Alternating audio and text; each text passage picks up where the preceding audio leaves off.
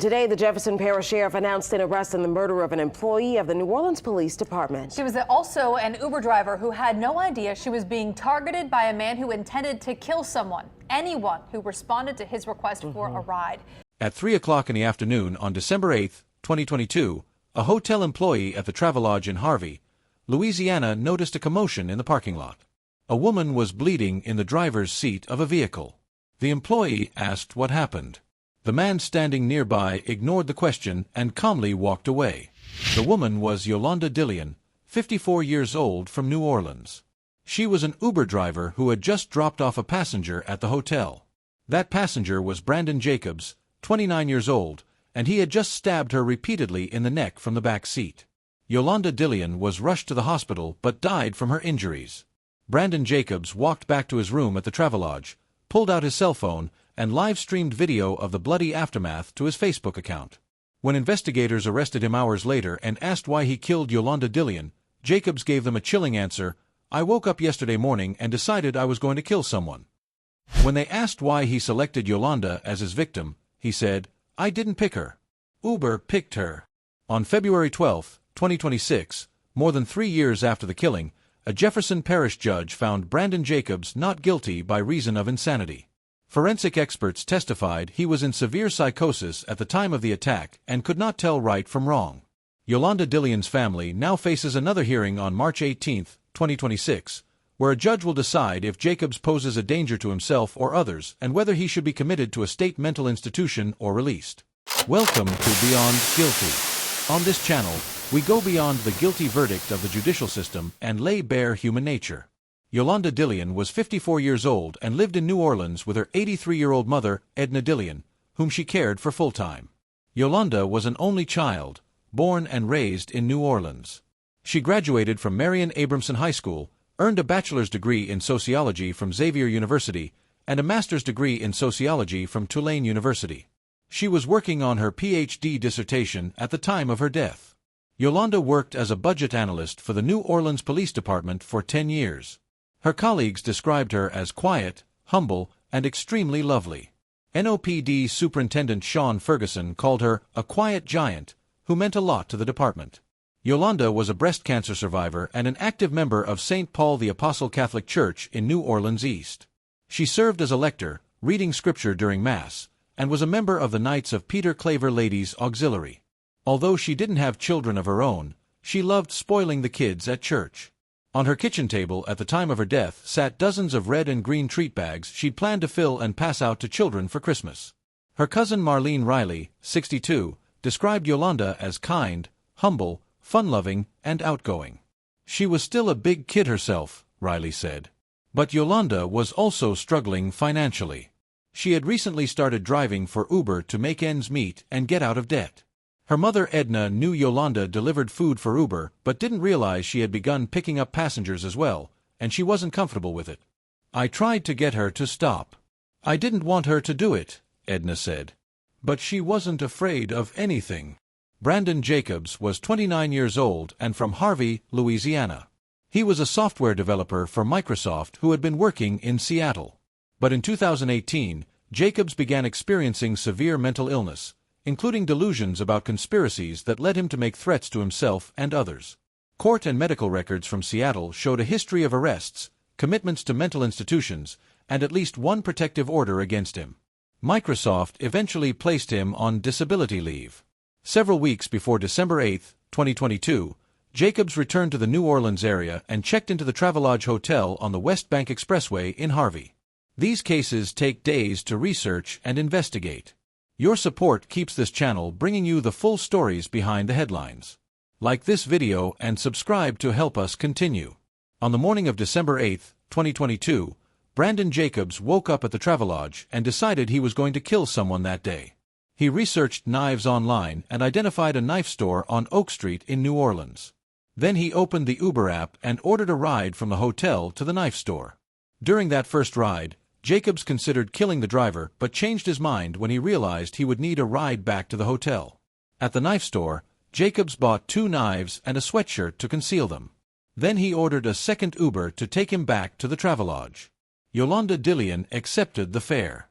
She picked up Jacobs in New Orleans and drove him to the hotel. Jacobs sat in the back seat.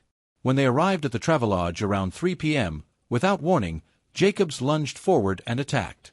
He stabbed Yolanda repeatedly in the neck. Jefferson Parish Sheriff Joseph Lapinto said it was a major stab wound that incapacitated her almost immediately. Jacobs exited the vehicle and pulled out his cell phone. He recorded the bloody aftermath and live-streamed the video to his Facebook account. A hotel employee noticed the commotion and saw Yolanda bleeding in the driver's seat. She asked what happened, but Jacobs ignored her questions and calmly walked back to his room. Yolanda Dillion was rushed to the hospital but died from her injuries. Stories like this reach more people when you share them. Help us honor these victims by sharing this video with someone who follows true crime. Detectives from the Jefferson Parish Sheriff's Office began investigating immediately. They worked with Uber to identify Yolanda's passenger, but the company couldn't provide that information until the fare was officially closed using the app on Yolanda's phone. Detectives located her phone in the vehicle, closed the fare, and identified Brandon Jacobs as the passenger. They determined he was staying at the Travelodge and pinged his cell phone to locate his room. When Jacobs stepped outside to smoke a cigarette, deputies arrested him. During questioning, Jacobs confessed. He told investigators, "I woke up yesterday morning and decided I was going to kill someone and decided that was going to be his day." When asked why he selected Yolanda Dillion as his victim, Jacobs replied, "I didn't pick her. Uber picked her. She was the random person that picked him up that day." Sheriff Lapinto said Jacobs and Yolanda didn't know each other and there was no motive beyond his desire to kill someone. "He woke up yesterday morning and decided he was going to kill someone," Lapinto told reporters. "She encountered the wrong person at the wrong time and, unfortunately, she lost her life because of it." The video Jacobs posted to Facebook was later removed by the social media company after the sheriff's office contacted them. "Luckily, he does not have a lot of followers," Lapinto said. Brandon Jacobs was charged with second-degree murder and held without bail at the Jefferson Parish Correctional Center in Gretna. Sheriff Lapinto said Jacobs appeared coherent after his arrest but seemed to be suffering from mental health problems. In May 2023, Judge Lee Faulkner of the 24th Judicial District Court ruled that Brandon Jacobs did not have the mental capacity to understand the legal proceedings against him or assist in his defense. Jacobs was sent to the East Louisiana State Hospital in Jackson, Louisiana for treatment. He remained there for more than a year. In August 2024, state doctors said Jacobs had been restored to competency. In October 2024, Judge Faulkner ruled that Jacobs was competent enough to proceed to trial. The case went to a judge trial in February 2026, with no jury. Prosecutor Teresa King, an assistant district attorney for Jefferson Parish, presented the case against Jacobs.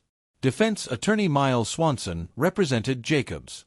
Detective Stephen Keller testified about the investigation, Jacobs' confession, and the timeline of events on December 8, 2022. Forensic experts testified for both the prosecution and the defense, and they agreed on one critical point.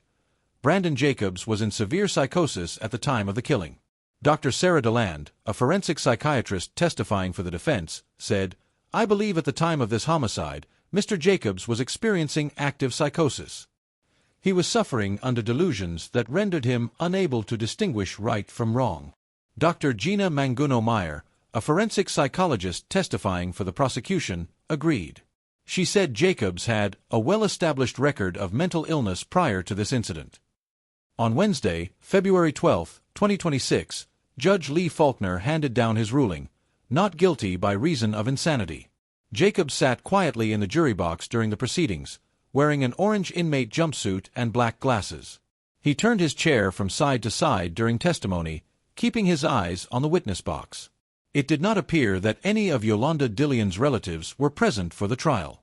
Jacobs' parents watched from the gallery. After the trial, as Jacobs was being led back to the Jefferson Parish Correctional Center, he softly said, "I love you," to his mother and father as they stood in the hallway. The not guilty by reason of insanity verdict ends the criminal trial phase but opens a new court battle. Judge Faulkner set a March 18, 2026 hearing to determine whether Brandon Jacobs poses a danger to himself or others and what kind of treatment the court should order. A sanity commission will assess the threat Jacobs poses and determine what type of treatment he needs. Under Louisiana law, if the court finds that Jacobs is dangerous, it may commit him to a state mental institution for custody, care, and treatment. If the court concludes he is no longer dangerous, it could order his discharge or a conditional release. Defense attorney Miles Swanson said after the verdict, "I feel horrible for everyone involved, including the victim's family and Mr. Jacobs. This is a horrible tragedy." Yolanda Dillion's family is devastated. Her mother Edna said through tears, "When your child leaves in the morning, you expect to see them come back. He just left me with nobody." Actor Wendell Pierce, who attended the same church as Yolanda, tweeted his anger at her loss. "Remember her, Yolanda Dillion. My church member for decades, a woman with a heart of gold and a deep love of God, was murdered yesterday. The murderous violence of New Orleans and this country has come even closer to me personally. We are in crisis." Yolanda Dillion was simply driving Uber to pay her bills. Now her mother Edna is 83 years old, a cancer survivor, and alone. Her only child is gone. On March 18, 2026, a judge will decide if Brandon Jacobs should be committed to a state mental institution or released. This is beyond guilty.